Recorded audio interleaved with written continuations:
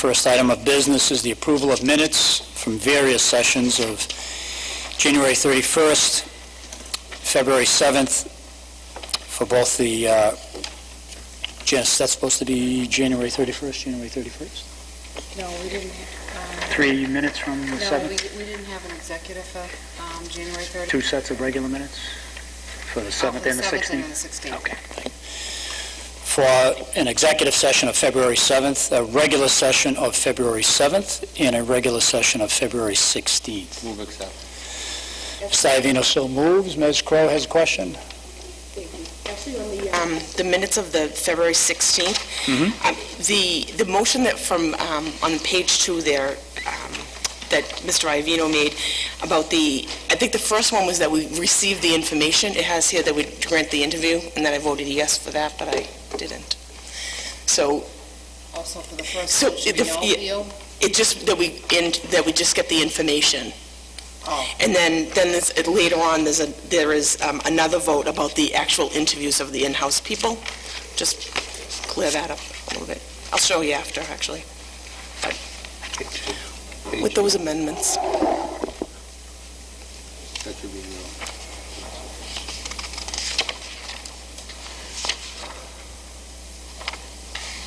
Do you have that, Madam Clerk, or do you need some clarification? okay, well, Mrs. Crowe will give that to me Yep. after. All right?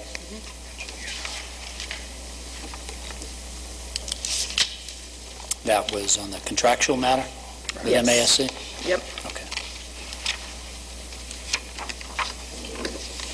With Ms. Crow's notation to the minutes for February 16th, Mr. Iavino has a motion. Ms. Crowe so motions to amend on Ms. Crow's motion to amend the minutes of February 16th. All in favor? Aye. And on the main motion to adopt the minutes as amended for February 16th, but all others as published. We have a second to that motion? Second. You made the motion? Mr. Winslow, so seconds. All in favor? Aye. Motion, the minutes are so adopted. Item number 2 is public comment, and now would be the time for anyone in the audience to approach the committee with a comment on any matter of tonight's agenda before the committee. Seeing none, we'll consider that portion of the meeting closed. Move on to item number 3, superintendent's reports, and hear from the superintendent on that. Okay, thank you very much. As with all of our all of our meetings, I want to start out with some congratulations to different folks in the district. First in order, our congratulations to the MASH program, Malden After School Program for high school students with disabilities, on its receipt of a recent grant from the Community Health Network to support an afternoon cooking club, which is going to take place on Thursdays. MASH operates on Tuesdays, Wednesdays, and Thursdays afternoons and offers activities including fitness work, community service, art, cooking, yoga, and field trips. And again, congratulations to all of the MASH staff on this recognition and achievement. Secondly, congratulations to the Malden High School Color Guard, which started its indoor season with a second-place showing in the first cross-league competition of the season, and it earned its best starting score in recent memory. For folks who are interested in supporting the Color Guard and other performing units this season, there will be an adults-only fundraising event at Kowloon this Thursday, March 3rd, at 6:30. There will be a comedy show, appetizers, and silent auction. Again, I encourage anybody in the community who's interested in supporting the Color Guard and other performing units to go to this event this Thursday, March 3rd at Kowloon. Thirdly, a couple of notes from the Social Studies Department. Congratulations are in order to Ann Pember and Rick Tivnan and Judy Allen for a terrific inaugural mock trial season. As I mentioned at the last meeting, we had a winning effort against Malden Catholic. We ran it up against another Catholic school with Catholic Memorial. We were looking for more Catholic schools, but unfortunately we ran into Cambridge Rindge and Latin, a traditional powerhouse, and they ended our mock trial season with a loss by only 4 points, though. And I think it was quite an accomplishment for its inaugural season. Everybody feels like they're really in the process of developing a program, not just a one-year flash in the pan. So again, congratulations to all of the members of the mock trial team. Also, anyone interested in watching Mr. Jamie Green and his Crack Model UN team, they will be competing this Friday at Northeastern University in an urban regional conference. It's an all-day conference, begins at 8:30. 46 grade 7 students will propose plans for the development of Haiti, and 26 high school students will work on resolving the HIV challenges in Africa. Again, best wishes to Jamie and his team, and I encourage folks to get to Northeastern if you can, sometime on Friday to watch their efforts. Just 2 more notes. First of all, I'd like to personally thank Kevin Duffy for his participation last Friday, or on Friday the 18th, in our tour of the programs for our most impaired handicapped students at both Salemwood and Forestdale. I know every time I go into those schools, I have nothing but admiration for the folks who work with those kids, and the kids are truly quite special. And again, I wanted to thank Mr. Duffy for joining us. And then lastly, at your spots on the table, I want to bring your attention to the Got Grit bands that have been left for each one of you. As all of you know, this year we've got a Got Grit campaign going on throughout the district to promote perseverance among all of our kids in pursuit of academic goals. And I want to thank Principal Carol Keenan for these bands. I wanted to drop them off with each of you. We expect to see them on your wrist at every meeting henceforth. So that's it for my the announcement of accomplishments. Any questions before I move forward? Okay, before I have anything additional to say, I'd like to introduce both Carol Keenan and Jonathan Pons. Jonathan is principal of the K-4 school at Salemwood, and Carol is principal of the 5 through 8 Salemwood school. As in my memo, I mentioned that both Jonathan and Carol would be here today to give a very brief overview of their school improvement plans and to entertain any questions or concerns that you might have. So I don't know if you've got a batting order, but okay, I guess you were going to confuse me by both of you coming up. Okay. Hit that button. Podium. Okay, Dr. Pons, I believe. Good evening. I want to start by saying thank you for allowing me to come here to speak tonight. And I want to talk to you about the Salemwood K-4, and the theme I want to talk about is growth when I think about the school improvement plan. I'm excited about the direction our school has come as a school and a school community in the past 2 years. For instance, I want to talk about something that was exciting we did based on the data we received from our students. We received data that our students were losing ground over the summertime when it came to reading. So we had an initiative with the teachers and myself to have students read over the summer.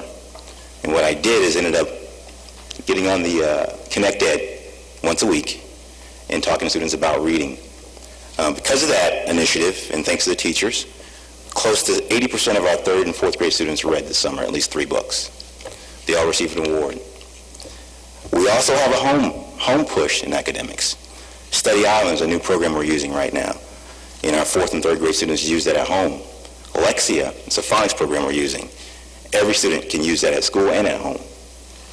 Another thing about our school community, we had our 2nd annual International Night, which brings close to 200 families from diverse backgrounds together to break bread. It's been exciting and a lot of fun. As a school, we're also growing academically. We've improved and we use several research-based strategies. One of them is reciprocal teaching, and later on I'll talk to you about why we're using reciprocal teaching. Other one's buddy reading for fluency, and I'll talk to you later about why we're doing that also. We also have changed our dynamics. At the 09-10 school year, we became the SEI school, which students from different countries come who are new to our country and who are new to speaking English come and we teach them English, and we also teach them academic English. Our 09-10 MCAS data displayed some mixed information. The growth of our third grade went up both in literacy and math. The fourth grade growth went up in math and took a small dip in literacy. Our DIBELS data in our third grade came from 55% of our students making benchmark at the beginning of the year. With our SEI students included, 61% made benchmark at the end of the year, 69 students without our SEI data. In the fourth grade, we had 35% of our students start at benchmark. At the end of the year, we had 62% of our students at benchmark with our SEI data and 69 without our SEI data. The second grade, we moved from 57% to 76% students at benchmark.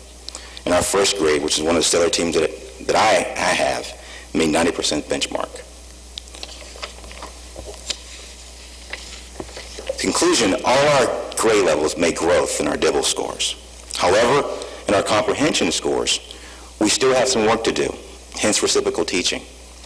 It's a research-based strategy to help students comprehend. And basically students do what good readers do, out loud. They make predictions, they clarify words they understand, they also question things in the book, and they summarize the book. And we also put in a piece where we're having students make connections.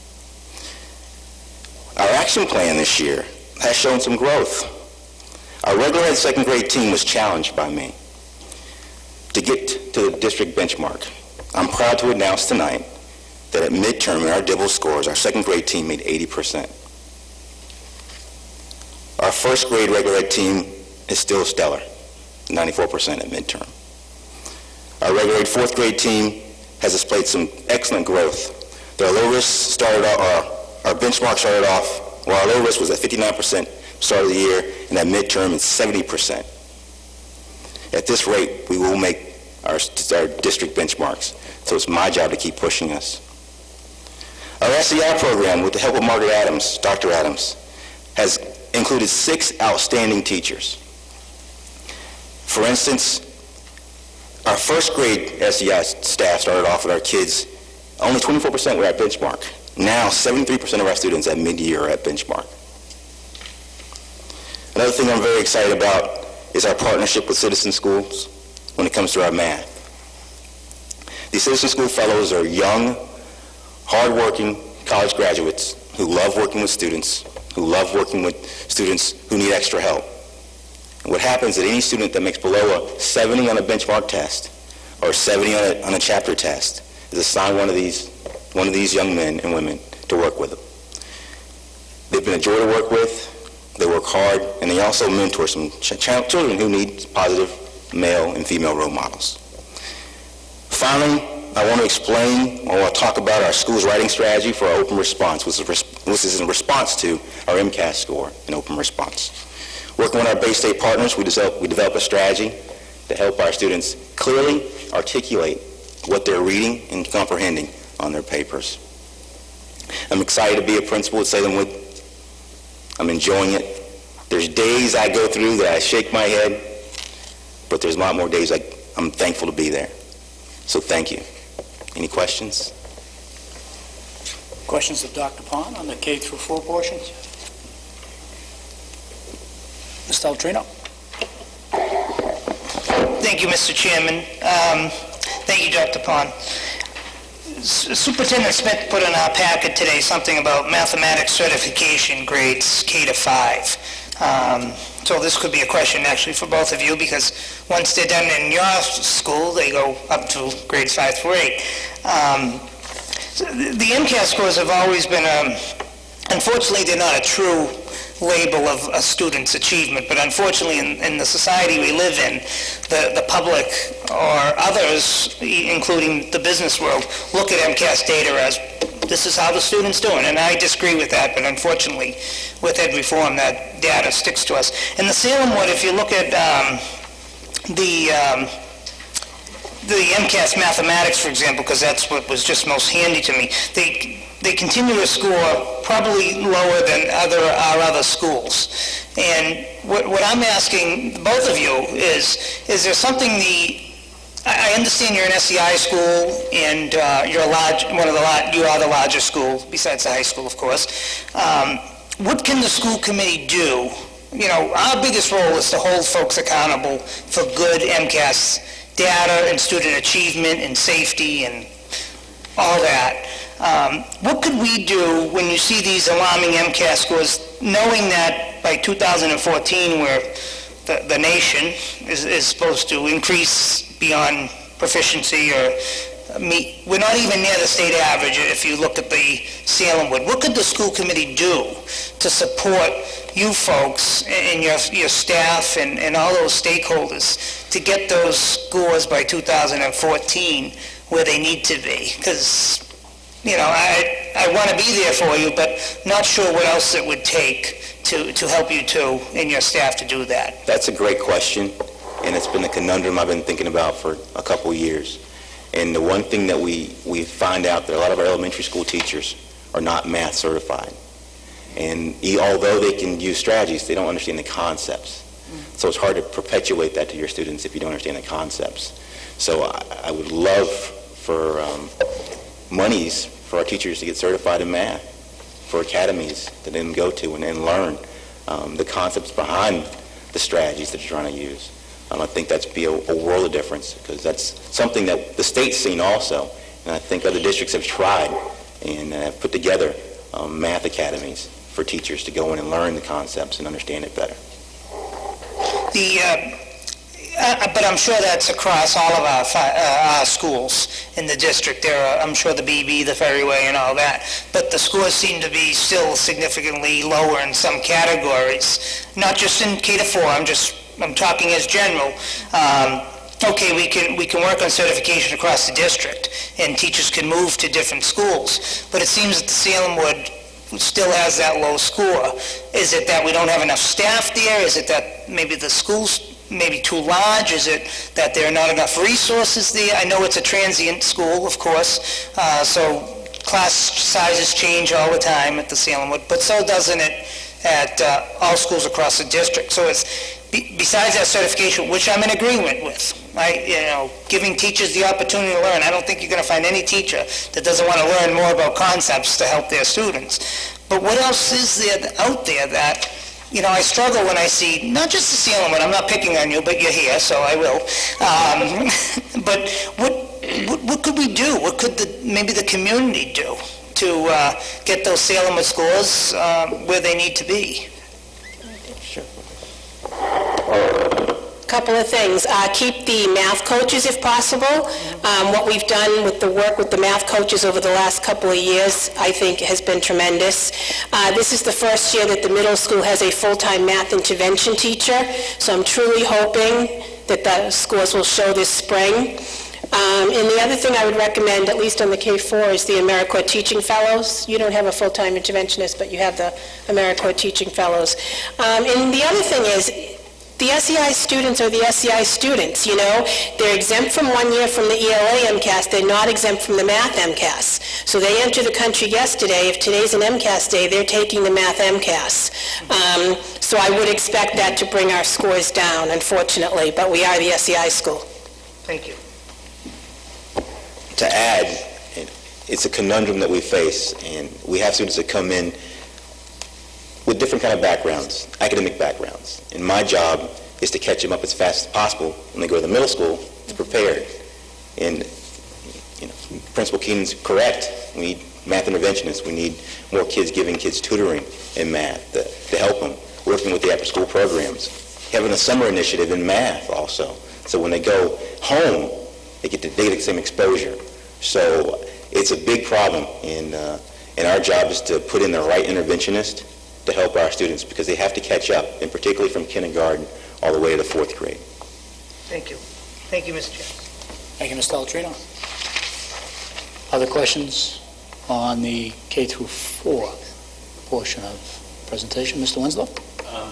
I know we've had a presentation here from a group that's interested in doing more tutoring for math. Is that something like a Saturday tutoring program? Would that be helpful as well? That's possible if we can come resources with that. All right. Thank you. Thank you, Mr. Winslow. Do we have a 5 to 8? We do. Thanks. Put my glasses on because I turned 47 and I can't see now. Okay, what's the vision of the Salemwood Middle School grades 5 to 8? Simply put, it's to get our students ready academically and socially to be successful in high school. We do that several ways. The first is for grades 5 through 8, we utilize a traditional middle school schedule. That includes, obviously we're an ELT school, so because of that, that includes 5 academic blocks a day, 55 minutes long, which we would not be able to do if we weren't an ELT school. There's a 30-minute student support block daily built into the schedule. There are 5 different exploratory subjects that the students take on a 4-day rotation, so they get 5 every 4 days. We have daily intervention blocks for reading and math in addition to their English and math classes, not in place of as some of the other schools in the district and in the state do. We have weekly guidance seminars, which incorporates the guidance curriculum that was accepted this year so that we don't take time away from the English class or the math class or the social studies class or so on. Students get that once every 5 days. That's taught by the guidance counselor.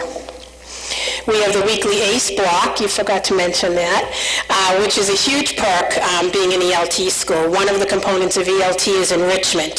So every Friday afternoon from 2:15 to 3:20, we have ACE block, which stands for Academic and Creative Enrichment, which is student choice, 100% student choice. Such things as weightlifting, painting, square dancing, talent show, things to that nature. The middle school also has quarterly school spirit days, which I think really helps foster wanting to be in school. Our attendance on those days, dismissals are pretty much non-existent, tardies are okay, absences are few, and that goes along with the ACE block also. So if students want to be there, they're there for the instruction, but we get them there. Second way we do it is by different types of assessments. We use formative and summative assessments. Many of the assessments, in addition to the classroom assessments, are the grade exam, the DIBELS, as Dr. Pons mentioned, MCAS, MEPA for our ELL learners.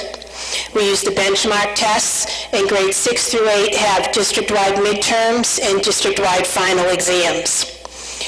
To make sure that we are using the results of the assessments to drive instruction, we have quarterly data meetings to go over those results and to change our instruction or to move students in or out of interventions as needed. The district, as well as Salemwood, has common essential practices that all staff has been trained in, and that's what Jonathan and I look for when we go into classrooms. We want the lesson objective posted. We want the daily agenda posted. We want to see student-to-student interaction.